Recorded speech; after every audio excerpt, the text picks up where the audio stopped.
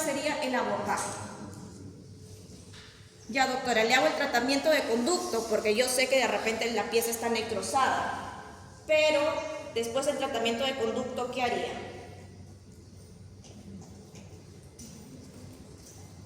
¿Qué abordajes? O sea, ahorita sería bueno que lancen una idea al aire, porque al final de cuentas todos estamos aquí para aprender. Desgastar con alguna carilla es una buena opción. ¿Qué más?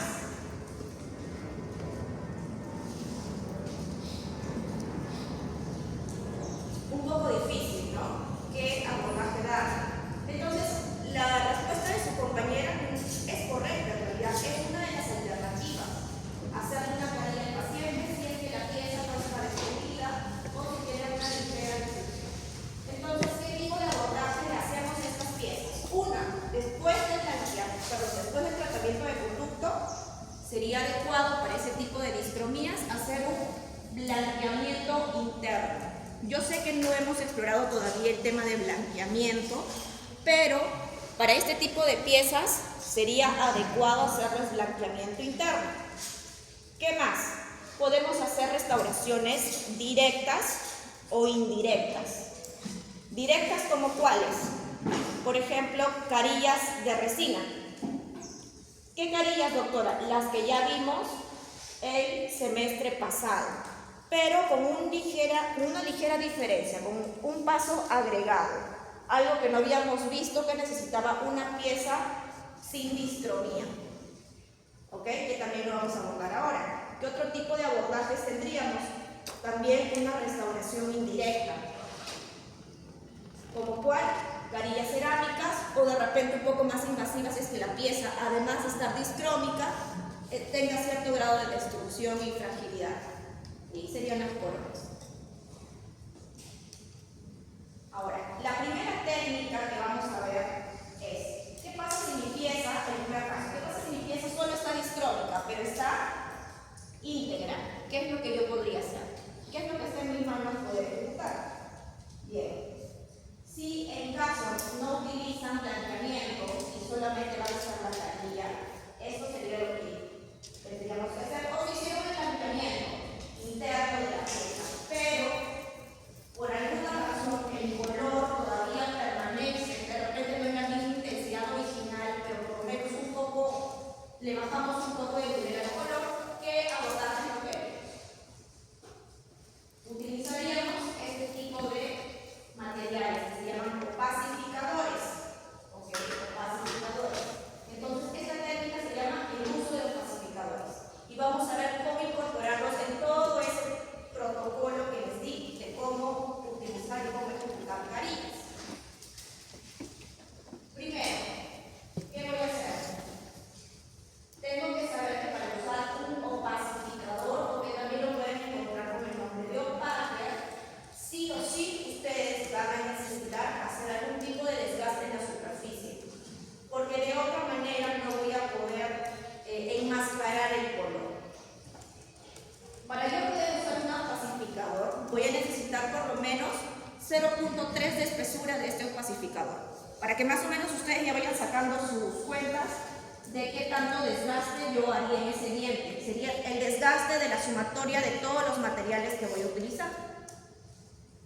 Doctora, ¿se ha dado cuenta que no es tan mínimamente invasivo? Sí, para piezas distrómicas el grado de invasión es un poco mayor con el objetivo de poder enmascarar el color. Diferente sería la historia si yo estuviese abordando una pieza sin distromía. ¿Ok? Entonces, para usar un opacificador en este tipo de piezas, por lo menos 0.3 milímetros. La dentina ocuparía unos 0.4 milímetros. Y el esmalte, la resina tipo esmalte, sería 0.5 milímetros. ¿Cuánto es el total? ¿Qué tanto de espacio yo necesito para poder hacer una carilla en ese tipo de diente? 1.2 milímetros. Ahora les pregunto, ¿sería la misma cantidad que para un diente íntegro? No necesariamente. ¿Ok? Ahora, por ejemplo, aquí tenemos una pieza de talla, donde ya le han hecho la preparación, ya la pieza está reciben ya su carilla con opacificadores. ¿Qué es lo que vamos a ver? ¿Qué son los opacificadores, doctora? Los opacificadores, como vemos aquí, es un tinte, es una resina, es un componente de tipo resinoso, el cual tiene una pigmentación un poco diferente a las resinas compuestas. ¿Cuál es esa diferencia? Tiene un color mucho más opaco. ¿Okay? Nosotros sabemos que las resinas compuestas o las resinas que estamos utilizando en el día a día tienen diferentes grados de opacidad y translucidez, diferentes tipos de efectos. Tenemos resina tipo dentina, tipo esmalte o translúcidas, pero este tipo de opacificadores, su característica es el nivel de opacidad que tiene. Es tan alto que bloquea ese color, ese pigmento del diente distrómico. Ahora, ¿por qué nos muestra para diferentes colores? Porque, si se han dado cuenta, este es el opacificador. ¿Okay? Siempre lo van a encontrar. Lo pueden encontrar de forma fluida o de forma, formato como resina compuesta también. ¿Okay? Ahora, se dan cuenta que el color es bien blanco, es un blanco muy intenso. Entonces, cuando yo coloque un blanco muy intenso, me va a quedar un color como este más o menos. Si yo lo coloco sobre el diente distrómico, ¿ustedes creen que pasa desapercibido de repente si aún así yo le ponga mi dentina, mi esmalte? Va a quedar muy opaco el color. Una forma de atenuarlo, de bajarle un poco ese color blanco intenso y que pueda quedarles más natural, es poder mezclar esa gotita de opacificador con alguno de estos otros dos pigmentos. ¿Como cuál? Hay pigmentos color ocre o color miel. Ustedes, al hacer la mezcla de estos dos, se coloca, se pincela toda la superficie con esa mezcla, y una vez que dejan pincelada toda la superficie, el tono, el color del opacificador ya no va a ser un blanco intenso, como de un color así chiclet Adams. Va a ser menor, va a ser más natural, va a conseguir también bloquear el color distrómico de la pieza y va a permitirles que el acabado final sea más natural. ¿Okay? Entonces, ¿recuerdan cuántas resinas necesitábamos para las carillas? Ahora a eso súmenle los pigmentos. Entonces van viendo que no son procedimientos así sencillos, sino que realmente uno tiene que estar preparado también con los materiales adecuados para poder ejecutarlos.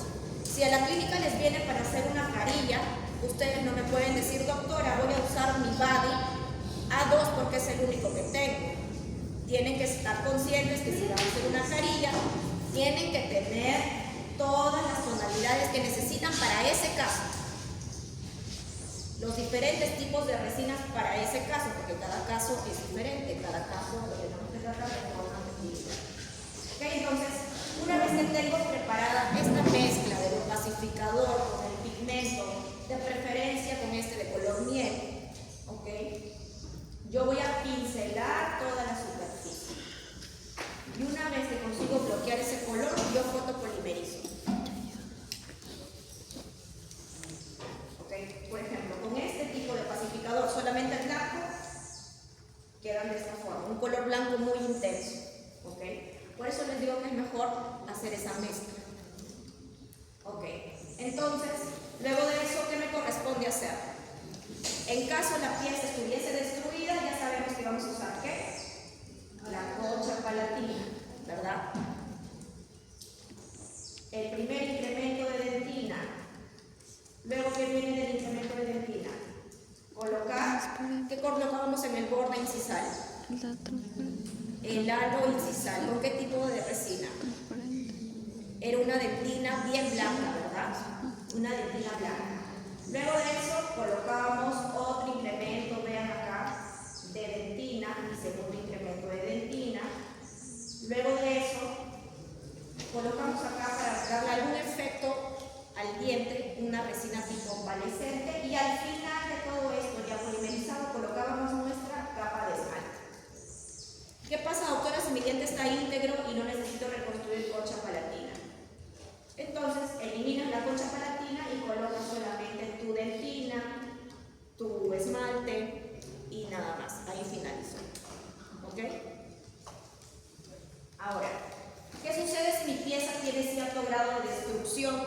mayor a la que hemos visto aquí al inicio. ¿Qué pasa si mi pieza está fracturada, tiene una restauración muy amplia y yo al mismo tiempo, además de ser distrómica, yo la quiero cambiar? Recuerda que teníamos una técnica que vimos el semestre pasado para reconstrucción de piezas en el sector anterior. Restauraciones tipo 4, tipo 3. Habíamos visto cómo se llama esa técnica, que es solamente con la cinta celuloide y su dedo. ¿Qué hacíamos? Una matriz de forma manual, ¿verdad? Que colocábamos el dedo por detrás de la matriz e intentábamos reconstruir la parte palatina y demás. Ok. Para disminuirle la dificultad a esos pasos, sería bueno de que ustedes puedan aplicar esta técnica que se llama llave de silicona. ¿En qué consiste? Esta llave de silicona consiste en poder usar justamente silicona sobre los casos que ustedes ya hayan determinado, hayan seleccionado para su posterior reconstrucción, previo a un encerado diagnóstico. ¿Okay? ¿En qué momentos van a usarlo? Digamos, pueden ser para cierres de diastemas. A todos les ha tocado un paciente con espacios amplios entre los dientes. Ahí podríamos intentar cerrar estos espacios con resinas y podríamos usar esta técnica. ¿Qué más? Cambios de restauraciones amplias. Cuando hay lesiones cariosas amplias también, tipo 4, tipo 3, las pueden utilizar. O, digamos, tenemos piezas como estas de acá, donde son microdónticas y queremos cambiarle la morfología, el tamaño, por ejemplo, ¿no? Queremos hacerlas un poco más grande. También podemos hacer esta técnica de la llave de silicona. ¿Cuál sería el primer paso? Hacer el encerado diagnóstico. Por esa razón es que para nosotros es muy importante que ustedes tengan sus modelos de estudio, hayan analizado su caso, y de acuerdo a eso, ¿qué otro tipo de examen auxiliar está dentro de su historia clínica? También está el encerado diagnóstico. Ahora que están haciendo prótesis, sabrán y verán la importancia de realmente ejecutar este paso. ¿Okay? Una vez que yo hago un encerado diagnóstico, determino qué forma quiero que tenga el diente, el aumento de tamaño, lo hago más grande, lo hago más pequeño, cierro los espacios. Lo que tenga que hacer, una vez que yo ya lo tenga listo, el siguiente paso será seleccionar con qué tipo de silicona voy a trabajar. Puedo trabajar bien con la silicona por condensación o bien puedo usar la silicona por adhesión, o cualquiera de las dos. Una vez que yo selecciono la silicona que voy a utilizar, la mezclo y hago una pelotita como esta de acá. Okay. ¿Con qué tipo de guantes voy a utilizar? Tengo que usarlo con los de nitrilo. ¿Con los de látex lo voy a utilizar? No. Muy bien. ¿Cuál sería el paso 3? A esa pelotita de silicona yo la voy a colocar y posicionar sobre mi modelo de estudio. Perdón, sobre mi modelo encerado. Y voy a presionar desde el palatino hacia vestibular en esa forma, como está aquí direccionado, para que tome la huella de lo que yo he encerado. Y que además de presionar por vestibular, sobrepase ligeramente, vean, solo es ligeramente el borde incisal. Yo no estoy yendo con la silicona hasta la mitad de la cara vestibular, porque a veces he visto que lo hacen. Ya, no. Con la silicona van a sobrepasar el borde incisal ligeramente en todas las piezas en las cuales están involucradas para lo que ustedes vayan a estar ejecutando. Una vez que yo tengo ya esa impresión, me va a quedar así como esto. ¿Ok? Pero si se dan cuenta es grande. ¿Y qué pasa? ¿Qué es lo que sucede? Como es grande esa impresión, yo voy a tener mi campo con aislamiento absoluto. Yo voy a poner las referencias, si es en el sector anterior, yo coloco mi plan de premolar anterior. ¿Y qué va a suceder? Al momento de que yo quiera colocar esta matriz en boca, no va a sentar. ¿Por qué? Porque va a chocar por aquí con el plan, va a chocar por aquí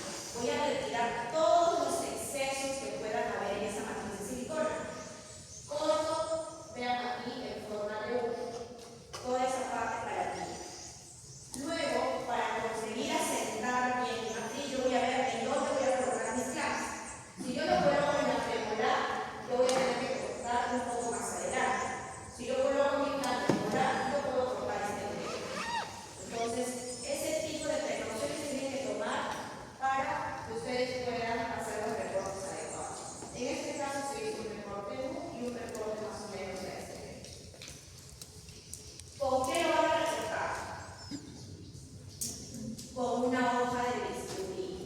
¿Ok? Ahora, tienen que seleccionar una hoja de bisturí adecuada. Ya no vayan a comprar estas, creo que son el número 12, que tienen una forma de oso. Con esas no. Pueden ser la número 11, la número 15. Cualquiera de esos números de bisturí. Y van a ver que conforme ustedes vayan haciendo los cortes de acá, cuando quieran cortar en los bordes incisales, los excesos también, los pequeños excesos, esa hoja de bisturí ha perdido un poco el corte que tiene. No va a estar tan filoso como el primer corte que ustedes ejecutaron. ¿Y qué es lo que van a hacer en ese momento? Cambian de hoja de bisturí, porque aquí en el borde incisal es donde yo quiero cortes más precisos. ¿Ok? Es donde yo quiero que realmente corte bien, porque a veces me ha sucedido a mí también que quiero cortar el incisal, porque de repente es una hoja de bisturí que yo lo tengo ahí en stock y siempre lo uso. Y cuando quiero cortar el incisal, como me quiero cortar, porque me corte y lo dejan a medio corte mi pedazo de silicona, pero así como flotando. Y eso no es lo que yo quiero, porque valora un poco el acabado que yo quiero incisar. Entonces tengo que elegir una hoja de bisturí que realmente corte. ¿A qué nivel yo voy a cortar el incisal? Yo tengo que cortar a la mitad más o menos del incisal. ¿Ya? De toda esta espesura del incisal, más o menos hacia la mitad. ¿Calcula? ¿Sí? Todo esto es el borde incisal. Y más o menos calcula de cortar la mitad. A ese nivel tienen que ejecutar su corte para poder hacer luego la reconstrucción de las piezas. Y luego de haber hecho el corte, lo que van a hacer es probarlo. Probarlo sobre el encerado diagnóstico cómo está quedando ese recorte. Si está quedando muy sobrepasado, si se sobrepasa todavía, van a tener que volver a retocar con hoja de bisturí. En caso ya haya quedado, vean aquí como quedó ya más exacto, ya lo dejan ahí y comienzan a trabajar. Pero no van al único defecto, lo van a retirar con la hoja de bisturí. ¿De qué forma tienen que posicionar el bisturí para hacer el recorte? De esta forma, como siguiendo el medio bien. Una vez que ya hice los recortes, doctora, para poder aceptar qué es lo que voy a tener que hacer, van a tener que probar esa matriz de silicona sobre los dientes, sobre la zona donde van a trabajar. ¿Para qué? Para que sepan que ascienda de forma adecuada, para saber que realmente estoy consiguiendo lo que voy a necesitar, que los aumentos están ahí para ser realizados, ¿no? El espacio necesario. Otro tip que les puedo dar es, si se dan cuenta, aquí todo esto va a ser resina, ¿ok? Pero al momento de que ustedes hagan la concha palatina, ¿cómo van a saber hasta dónde se van a extender con esa concha palatina? ¿Va a ser todo palatino o hasta dónde va a ir? ¿Qué les recomiendo yo? Que en este momento, cuando hacen esta prueba, agarren su explorador y lo pasen por todo el borde del diente, sobre la silicona. Y hacen una pequeña marca sobre la silicona. De esa forma ustedes van a saber que la concha palatina, porque la línea que van a dejar marcada en la silicona les va a servir una guía. Y cuando ustedes coloquen la concha palatina, por ejemplo, por este diente, van a saber que es de la línea, un poquito más allá se pueden extender. Y no es que van a colocar la concha palatina hasta cervical por palatino de esa pieza. Igual aquí, al momento que hacen la línea, saben que ustedes solamente van a posicionar esa concha palatina solamente, únicamente en esta zona, ¿ok? De la matriz. Y eso es una excelente ayuda cuando uno recién está comenzando a hacer este tipo de restauraciones un poco más complejas, ¿ok? Porque ya nos da la forma, nos da un formato, tenemos cómo debe determinar el diente al final de realizar nuestras restauraciones, porque tenemos el estado diagnóstico y podemos ir determinando y arreglando nuestras restauraciones de acuerdo a ese SEA. Bueno, una vez que ya tenemos todo esto, ¿qué tenemos que hacer? Ya preparar las estructuras dentarias. ¿Con qué las preparamos? Para recibir una restauración adhesiva, ¿cuál es el primer paso? El ácido grabador. En esmalte, ¿cuánto tiempo tiene que estar el ácido grabador? ¿Cuánto? 30, de 20 a 30 segundos. ¿Qué pasa si yo me excedo esos 30 segundos? ¿Se acuerdan de los patrones de acondicionamiento del esmalte? Ya no se acuerdan. Ya. Los padrones de acondicionamiento del esmalte, ¿qué decían? Había el 1, 2 y el 3. ¿Recuerdan? Todavía no recuerdan. Recuerdan que cuando teníamos que colocar el ácido grabador, las estructuras tenían que conseguir cierto padrón de acondicionamiento exacto, el 1 y el 2, para tener una apropiada adhesión sobre la estructura. Si nos excedíamos de esos 30 segundos, hacíamos un padrón de acondicionamiento sobre el esmalte muy desordenado y no íbamos a conseguir las fuerzas adhesivas necesarias para que nuestras restauraciones se retengan apropiadamente sobre el diente. Ya, por eso es importante respetar esos 30 segundos como tope. ¿Qué recomendación les doy? Coloquen un cronómetro, usen el celular. ¿Ya? Cuando hagan sus acondicionamientos ácidos, coloquen el celular, utilicen de manera apropiada el celular y coloquen el cronómetro y den play. Colocaron su ácido grabador y esperan al segundo 29, un poco antes del 30 obviamente, para lavar y retirar el ácido grabador. Y de esa forma ustedes saben que van a acondicionar máximo 30 segundos esmalte. Luego del esmalte que viene, luego del ácido que viene. Colocación del agente adhesivo. ¿Cuántas capas de adhesivo tienen que colocar sobre las estructuras? 2 capas. ¿Cómo se coloca el adhesivo? Primera capa, froto activamente sobre la estructura y luego ¿qué hago? ¿Fotopolimerizo? No, ¿qué tengo que hacer? El aire. Es importante porque he visto que algunos alumnos no están evaporizando el solvente. ¿Y qué sucede? Porque es importante, ustedes dicen, no, a veces me da flojera, voy directo a fotopolimerizar. Lo importante de ese paso es, si ustedes no evaporizan el solvente, no se fotopolimeriza adecuadamente el adhesivo. Hagan la prueba. Coloquen 2 gotitas sobre una hoja e intenten polimerizar y van a ver que va a quedar todavía medio líquido. Ahora agarren y coloquen 2 gotas y polimericen. Colóquenle aire para eliminar el solvente y polimericen. Esa gota sí va a quedar dura después de haber polimerizado. Eso es lo importante de la evaporación del solvente. No se olviden. Una vez que yo ya coloqué mi ácido grabador y mi agente adhesivo, si tengo una pieza distrómica, ¿qué le voy a colocar? El vaso del opacificador. ¿Era opacificador solo o opacificador mezclado? Opacificador mezclado. Exacto. Opacificador con algunos tintes como este acá color negro, para darle un efecto profesional. Y luego de eso comenzamos. Sobre la matriz de silicona, sobre la marca que yo ya dejé, voy a utilizar y voy a colocar. ¿Qué capa es esta? La concha. Es la concha palatina. ¿Qué tipo de resina vamos a utilizar en ese caso? Tiene que ser una resina muy opaca o un poco más translúcida. Más translúcida. Entonces, el tipo de resina que acá yo puedo usar una resina tipo retina. No. Una resina tipo body. Cuerpo, que ustedes algunos les han visto. No. Puede ser a lo mucho un esmalte, pero sí o sí puede ser una translúcida. ¿Ok?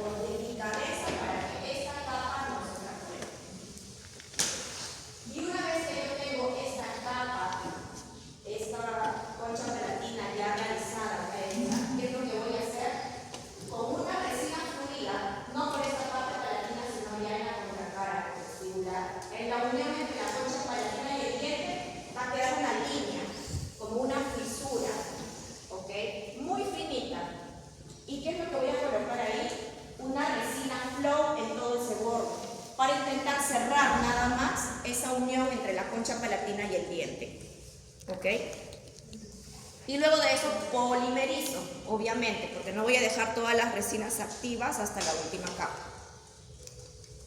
Luego de que ya tengo mi concha palatina, ¿cuál es mi siguiente paso? Una capa de dentina, exacto, muy bien. Ahora, esta es la primera capa de dentina. ¿Han visto cómo la estoy colocando acá? ¿Cómo aparece en la imagen? No se va sobre vestibular. Tiene intentando asemejar la forma de qué tipo de estructura es en los dientes. ¿Cómo se llama? Mamelones. Entonces, yo coloco la resina y con la espátula comienzo a hacerle cortes en el borde incisal para que le deje este acabado. No quede totalmente recto. Una vez que yo coloqué esa capa de dentina, ¿qué tengo que hacer? Polimerizar. Acá, por ejemplo, estamos usando una dentina, un ejemplo de dentina. ¿Ok? Siempre verifiquen que en el tubo de resina diga dentina. ¿Cuál es el siguiente paso? El halo incisal. En el halo incisal yo voy a usar una resina diferente. Bien puede ser una dentina, no del mismo color, sino una más blanca. ¿Ok? Una más blanquecina. Y esa agarro una pequeña cantidad, como ven acá, con el guante, hacen un pequeño cilindro como este, lo alargan y lo colocan sobre su espátula e intentan colocarlo en todo el borde. Y luego de eso, fotopolimerizan. Y ahí ya tenemos concha palatina, primera capa de dentina y el halo incisal. Luego de esto, ¿qué tiene? Acá, por ejemplo, una resina que puede usar, una resina de blanqueamiento para dientes blanqueados.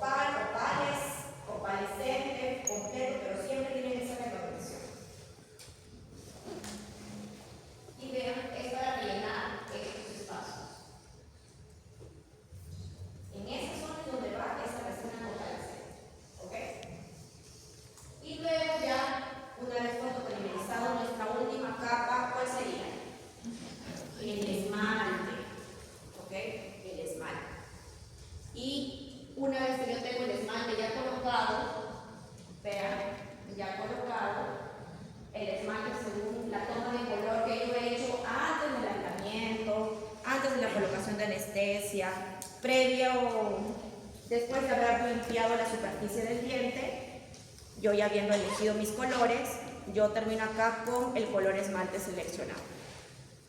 Fotopolimerizo y finalizamos ahí nuestra carilla de resina.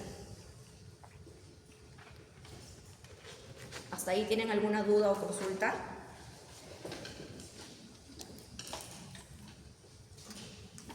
Bien, chicos, esto ha sido un paso a paso. Entonces tenemos por un lado el tema de qué tipo de abordajes entonces tienen ustedes para dientes oscurecidos. Tenemos blanqueamiento interno, tenemos el abordaje con carillas, el uso con uso de opacificadores. Tenemos carillas con opacificadores y carillas sin opacificadores. Las carillas las podemos hacer de diferentes formas. Pueden ser a mano alzada o pueden ser con la técnica de matriz de silicona. Entonces, yo les recomiendo que si ustedes tienen la posibilidad de hacer encerado diagnóstico para sus pacientes, lo hagan. Porque les va a ayudar, ya después les va a facilitar en realidad hacer la restauración final de la pieza. ¿Sí? Bien, chicos, entonces con eso estamos finalizando hoy día. Si tienen alguna